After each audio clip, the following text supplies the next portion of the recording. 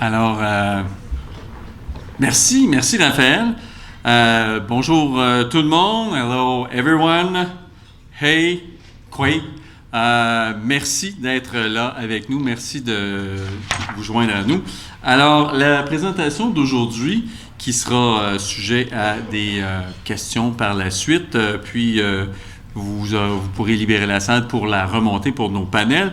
Donc, de prendre la présentation, tous n'étaient pas là l'année dernière parce que cette année, il y a plus de monde. C'est une très bonne nouvelle. Mais on va revenir sur la vision 30-30. On va voir ce qui s'est passé depuis la dernière année. On va voir la voie à suivre, les défis qui nous attendent et place à l'action. Qu'en est-il pour la suite? Donc, allons-y avec la vision 30-30. Ceux qui étaient dans l'atelier de Pierre-Olivier Pinault, Pierre, lui, a utilisé les données de 2013. Il vous a dit que ces données-là sont encore sujettes à des changements. Donc, je ne l'ai pas mis, moi, les données de 2013 parce qu'on va travailler avec ce qui demeure pour 2012. Donc, au Québec, finalement, on a tout ramené ça en térawattheures équivalents parce que quand on a présenté au conseil d'administration les données en pétajoules, j'ai entendu à peu près ça.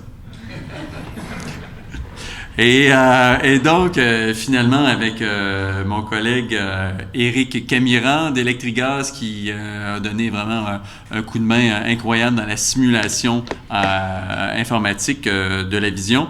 Donc, on a décidé de tout convertir ça en térawattheures. Bonjour Pierre, tu peux venir Pierre? Non, c'est Pierre Marquis. Pierre Marquis qui vient d'arriver. Donc, en 2012, le Québec consommait 563 térawattheures et dont 56% étaient importés. Donc, quand on entend au Québec, on est en surplus, écoutez, on n'en a plus besoin d'énergie, ça nous sort par les oreilles, le Québec s'appauvrit, écoutez, c'est une abomination. Mais écoutez, il faut revenir à la base. Les gens qui vous disent ces phrases-là ne comprennent pas la base, et la base, c'est celle-là. La base est que le Québec importe 56% de l'énergie qu'il a consommée en 2012. Ça a été sensiblement, ça va être monté à 58% si les chiffres de 2013 sont bons. Ça n'aura pas changé beaucoup l'année dernière. Et donc, néanmoins, ça fait mal à notre balance économique, ça fait mal aux régions, ça fait mal aux communautés qui dépendent des génératrices diesel pour approvisionner leur développement. Finalement, ce n'est pas une bonne nouvelle. Et finalement, non, nous ne sommes pas en surplus d'énergie, nous en manquons. Nous manquons d'énergie produite au Québec. Et d'ailleurs, en 2012, la valeur de ces importations-là était de 16 milliards, soit plus de la moitié de la balance commerciale. Bon, là, vous allez me dire, oui, mais cette année, ça va être mieux, là. Mais c'est un épiphénomène et ça ne durera pas. La demande, avec la vision 2013 de faire la substitution des énergies fossiles par des énergies renouvelables, on va arriver, et c'est toujours mon problème avec le tableau quand je le présente, mais enfin, bref, on va arriver avec des mesures d'efficacité énergétique et de la conversion à avoir réduit la demande interne à 496 TWh, donc tout près de 67 TWh équivalent de réduction. Néanmoins, l'énergie produite localement va s'être accrue et va être maintenant majoritaire. Et on peut en faire plus, tout dépendra du rythme auquel on est prêt à aller de l'avant. On réduira les importations de 25%. Et ça permettra l'investissement de 30 milliards de dollars. 30 milliards de dollars seront requis pour réaliser cette vision-là. Si ce n'est pas, là, un plan de développement économique, ben, je me demande bien ce que c'est. C'est un plan économique, environnemental, social. C'est un plan d'épanouissement de la société et d'amélioration de la qualité de vie des Québécois, des Québécoises, qu'ils soient des représentants des Premières Nations qui sont au nord, qui sont les premiers à subir les génératrices diesel, que ce soit ceux du sud, de l'est, de l'ouest. Ce n'est pas un plan nord ni un plan sud, c'est un plan pour l'ensemble du Québec. Et donc, la part de l'électricité, elle, va s'accroître à 39%. L'autre en brun que vous ne voyez pas, c'est la part des produits pétroliers, elle va être réduite à 31%. On en consommera encore. Oui, mais les investissements auront été commencés et il sera possible de dire oui, on commence à voir qu'on en a de moins besoin, que les technologies sont maîtrisées, que la biomasse forestière peut maintenant produire du biodiesel ou du biogaz renouvelable. Donc, en allant de l'avant, on dynamise l'économie et on dynamise également les régions, les communautés de l'ensemble du Québec. C'est la vision 30-30. Et donc, vous avez la question, ouais, mais c'est pas un peu ambitieux, ça n'a pas de bon sens, là, il me semble qu'on n'a jamais fait ça, c'est impossible. Ben, rappelez-vous, il y en a plusieurs d'entre vous, Gaétan Thibault, Pierre Marquis, ont travaillé sur les ouvrages de la baie James, plusieurs autres, là, mais là, je les vois, ils sont juste en avant de moi, les deux, là, donc je peux pas les manquer, là, ils sont là. Donc, quand on a raccordé les centrales de Manicoutarde et également de Churchill Falls, quand on a mis en service les complexes de la Grande, le Québec, vous pouvez voir la ligne bleue royale a accru sa production d'électricité, mais il y a également eu les programmes qui ont été mis en place qui, eux, ont permis de réduire la consommation des combustibles fossiles. Et en fait, c'est ce qu'on appellera maintenant les low-hanging fruits. C'était facile de remplacer un réservoir à l'huile par du chauffage électrique. C'était tellement facile qu'il y a néanmoins, encore aujourd'hui, en 2016, des communautés dépendent uniquement de l'huile et la tarification sur l'électricité qui leur est faite les oblige à demeurer au chauffage au mazout. Donc oui, il y a encore des chemins pour le faire. Et donc, on a réduit à cette époque-là de 25% et aujourd'hui, la vision 30-30 propose entre 2015 et 2030 de réduire de 30% la part des produits pétroliers. L'électricité va demeurer une énergie qui va s'accroître par l'utilisation dans différentes sphères, dans les transports, mais également dans les conversions dans les entreprises. Mais il y a également les biocombustibles, il y a également la biomasse qui va être appelée à prendre une plus grande part et de façon transitoire, le gaz naturel. Mais je vous dirais qu'il y a beaucoup de travaux qui sont faits pour verdir le gaz naturel qu'on utilise par les centrales de biométhanisation et prochainement également par la production de gaz naturel à partir de biomasse forestière. Donc, est-ce que c'est possible? La réponse, c'est oui. C'est possible, ça se fait, les technologies sont là aujourd'hui. Maintenant qu'on a parlé de la vision 30-30, allons-y, que s'est-il passé depuis un an? Comme le dit Raphaël, que s'est-il passé depuis l'année où on s'est vu la dernière fois? Bien, il y a eu 4 consultations. C'est important de réfléchir avant l'action parce que parfois, c'est faire en réfléchissant, on fait le travail 2 fois et on le planifie mieux. Et donc, il y a eu 4 consultations gouvernementales. Et les comités de l'ACPER, je remercie Sodavex qui a contribué, qui est un de nos partenaires de l'événement aussi, on a oublié de mentionner tantôt, mais qui ont travaillé sur une des politiques qu'on a remis. Donc, Éric Camiran également d'Électrigaz, mais on a vers la politique énergétique. L'ACPER a été présente, déposé son mémoire, rencontré plusieurs ministères, répondu à plusieurs questions. Il y a eu la politique sur l'acceptabilité sociale, dépôt de mémoire, travail incroyable fait par les comités et par Nicolas de Sodavex là-dessus qui a synthétisé le tout. On a eu la modernisation de la loi sur la qualité de l'environnement, pour lequel on a déposé un mémoire et également on a été en commission parlementaire et finalement celui sur les cibles de réduction de GES qui est la même chose, donc une année très bien remplie. Qu'est-ce qu'il y a eu d'autre également dans l'année? Il y a eu un sondage sur l'énergie qui, dans le fond, a posé les questions crûment aux Québécois, fait par l'Institut Cyrano, par Cyrano et l'Institut Trottier sur l'énergie. Et on a posé les questions très crûment aux Québécois. Qu'est-ce que vous en pensez? Quelles sont vos idées? Et ce qui ressort, c'est que les Québécois aimeraient avoir plus d'informations parce qu'ils trouvent que c'est compliqué. Et ils trouvent qu'il n'y a pas tellement d'informations gouvernementales qui sont accessibles comme ça se fait dans d'autres juridictions. Donc, premier élément. Mais ce qui nous intéresse davantage à un colloque de l'ACPER du sondage de l'Institut Trottier et de Cyrano, c'est que 75% des Québécoises et des Québécois voient un lien entre le réchauffement climatique et l'accroissement des gaz à effet de serre. Bon, à Québec, c'est un peu moins, là. Puis, pour la petite histoire, c'est sûr que quand tu as une entrevue à Radio X, puis que le gars, l'annonceur te dit « Oui, mais tu sais, les énergies renouvelables, blablabla, il raccroche, l'entrevue termine, il dit « En tout cas, moi, tu sais là, fin de semaine passée, j'ai mis du gaz dans mon char, puis demain, je vais mettre du gaz encore. Ça aussi, c'est renouvelable parce que c'est pas le même gaz. » Donc, il y a peut-être un effet média, peut-être un certain prisme là, qui explique cette disparité-là à Québec, mais bon, on n'embarquera pas dans le grand débat qu'il y a là-dessus actuellement. Néanmoins, 69% des gens pensent que l'humain est la cause du réchauffement climatique et majoritairement, les Québécois veulent que les énergies renouvelables soient priorisées pour répondre à ce défi.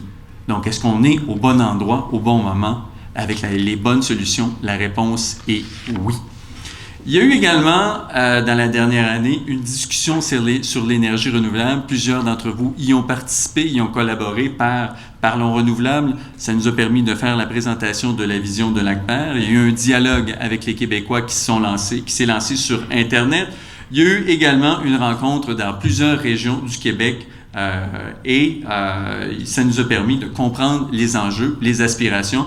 Mes différentes rencontres à la table de la Société du Plan Nord également m'a permis de mieux saisir les aspirations et le désir des communautés autochtones qui vivent au Nord, et on va justement avoir un panel là-dessus.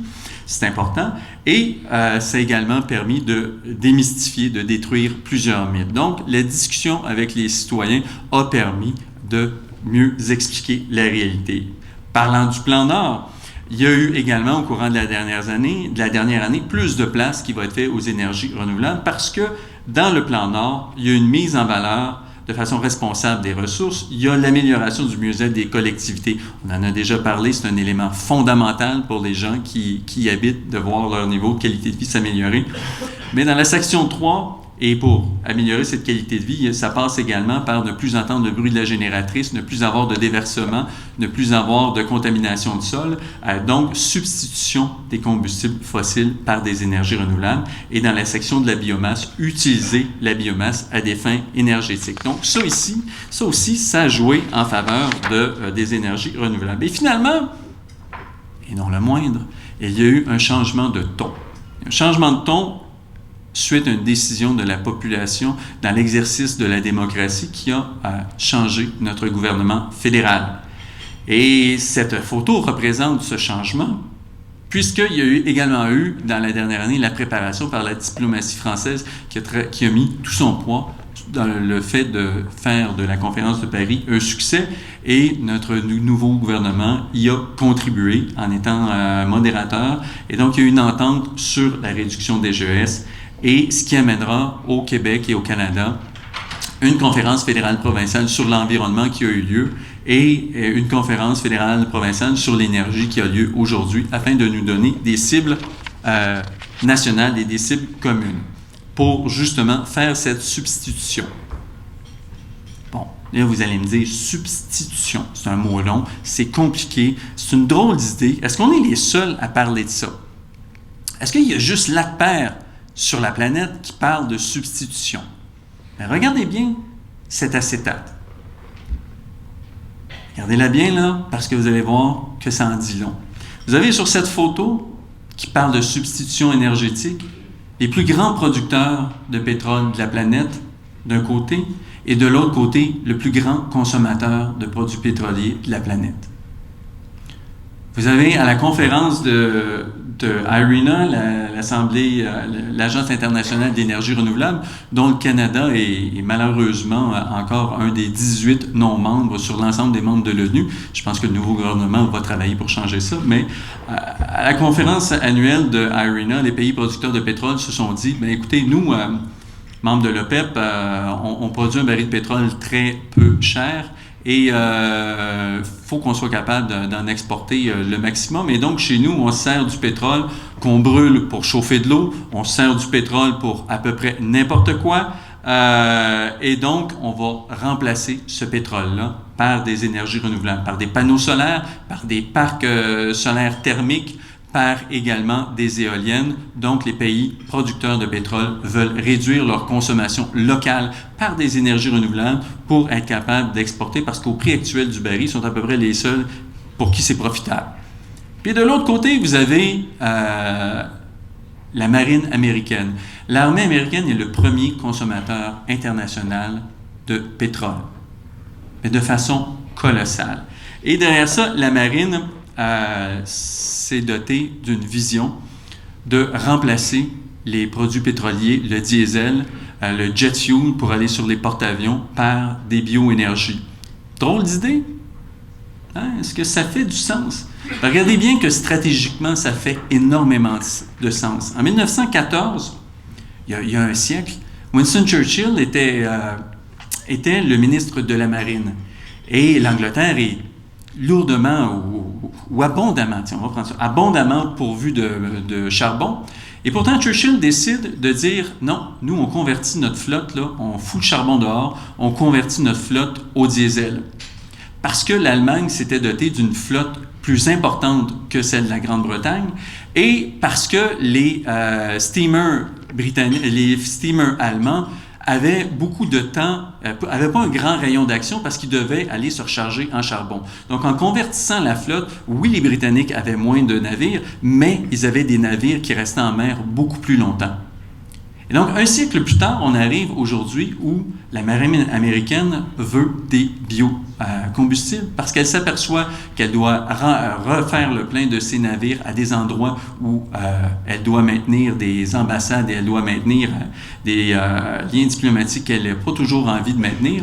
Mais également, et leur grand projet est de faire en sorte qu'il y ait des bioréacteurs dans chacun des bâtiments, que ces bioréacteurs-là s'alimentent d'eau et qu'on nourrisse, qu'on élève des algues qui utilisent le CO2 des moteurs diesel pour nourrir les algues, pour produire du biodiesel et pour faire une boucle. Ce faisant, qu'est-ce qui arrive? La même chose qu'il y a un siècle, les bateaux restent en mer plus longtemps, les bateaux n'ont plus besoin d'aller à quai et donc il y a une économie incroyable et il y a un gain en sécurité. Donc, est-ce que la substitution dont on parle à l'ACPER, c'est une aberration, c'est une utopie? Mais comprenez que quand le plus grand producteur et le plus grand consommateur y vont, c'est le chemin qui fait du sens. Et c'est un chemin qui fait du sens, en plus, que la société québécoise est prête à prendre cette route-là.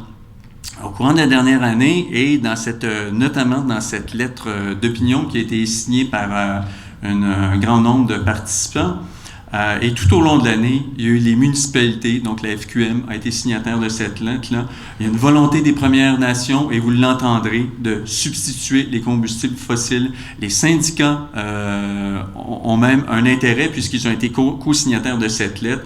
Le secteur financier, Banque nationale, le mouvement Desjardins, je pense qu'ils ont une image très clairement tournée vers les énergies renouvelables. Les associations industrielles, que ce soit forestiers, miniers, de la prospection, sont en faveur. Les groupes environnementaux, évidemment, le secteur de la recherche, de l'enseignement et même les éditorialistes de plusieurs journaux ont appuyé notre position.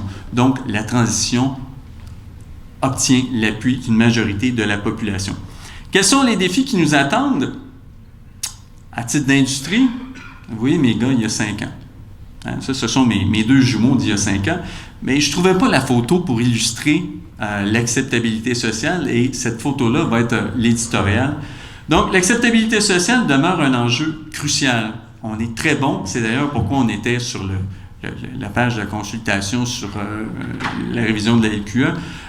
Mais l'acceptabilité sociale, c'est un défi de tous les instants. Il faut continuer à le travailler parce que c'est la fondation sur laquelle tous les projets sont construits. Puis c'est également basé sur des règles claires, sur le respect, l'honnêteté et la communication. C'est basé sur quelque chose qui est mutuellement profitable. Et l'acceptabilité sociale, c'est une chose qui est comme l'amitié. Ça ne doit jamais être pris pour acquis. Donc, comprenez que la même chose quand Étienne et Thierry, mes deux garçons, sont entendus pour dire « on va jouer à tel jeu, on joue les cartes ouvertes, on joue de telle façon », ça leur permet d'avoir des gains mutuels parce qu'ils sont heureux et ils ont beaucoup de plaisir, mais ils savent que s'ils trichent ou s'ils savent qu'un ne respecte pas les règles, ils vont commencer à chicaner parce que c'est jamais très très loin, ça vient très très vite, la mèche est courte comme ça. Donc, vous pouvez voir que c'est l'acceptabilité sociale, c'est quelque chose de fondamental. Vous travaillez très fort. Je pense que vous êtes des champions là-dedans, mais il ne faut jamais le prendre pour acquis. Et c'est quelque chose qu'il faut continuer tout le temps. L'innovation, va être également quelque chose qui va devoir être une obsession pour nous. D'une part, pour abaisser les coûts de production pour les consommateurs, mais également pour abaisser les coûts de production dans le Nord. Être capable de faire en sorte que la substitution se fait, qu'il y a plusieurs alternatives, il y a différentes réalités au Nord, et donc être capable d'aller amener des solutions là-bas. Puis si on est capable de le faire au Nord du Québec, on va être capable de le faire sur l'ensemble du territoire. Et je vous rappelle qu'il y a au Nord, au Sud et ailleurs, il y a 2 milliards d'humains qui ont encore un accès très limité à l'énergie. Plus d'1 milliard n'ont pas accès à l'électricité. Donc, il y a une nécessité d'innovation. L'innovation est également importante pour satisfaire les rendements attendus des partenaires et des financiers, parce que il faut innover, et je pense que le colloque aujourd'hui en est un meilleur exemple. L'ACPER on a choisi un hôtel éco-responsable. Si nous, on ne le fait pas dans les énergies renouvelables, qui va le faire? Donc, on est dans un hôtel ici qui est éco-responsable. On a réussi, grâce au travail extraordinaire d'Émilie, à qui je dois énormément pour vous avoir organisé ce colloque-là, qui a pris une application sur Internet et qui a fait une amélioration incroyable de l'efficacité du colloque à des coûts nettement moindres. Et donc, ça a permis de réduire notre empreinte écologique. Et donc, c'est la même chose dans vos entreprises. Le rayonnement va être important. Comme je vous dis, aller répondre aux besoins de la planète. Nos voisins recherchent de l'énergie verte, puis on doit pleinement valoriser la valeur de cette énergie qu'on produit et il faut les aider à réduire leur empreinte écologique. Et donc, finalement, place à l'action. Parce que vous êtes ici pour ça, après cette conférence-là, on va commencer l'action. Bien, pour libérer leur potentiel, puis les énergies renouvelables ont besoin d'un signal clair du gouvernement. Que ce soit le secteur financier, que ce soit les communautés, que ce soit les développeurs, on a besoin d'un environnement clair, des règles claires pour être capable de faire des bonnes modélisations et arriver avec des bons projets.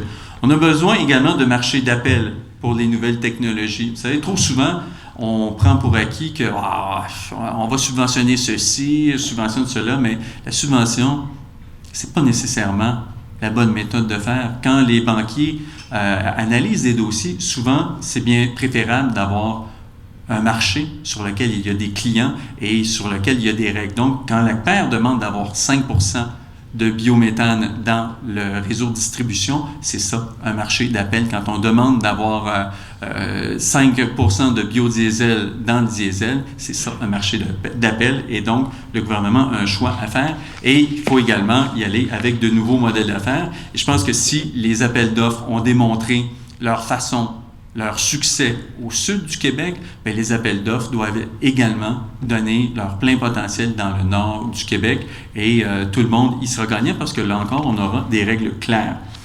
Et pour maximiser les retombées par le Québec, on va devoir accroître nos synergies et montrer nos capacités de fonctionner.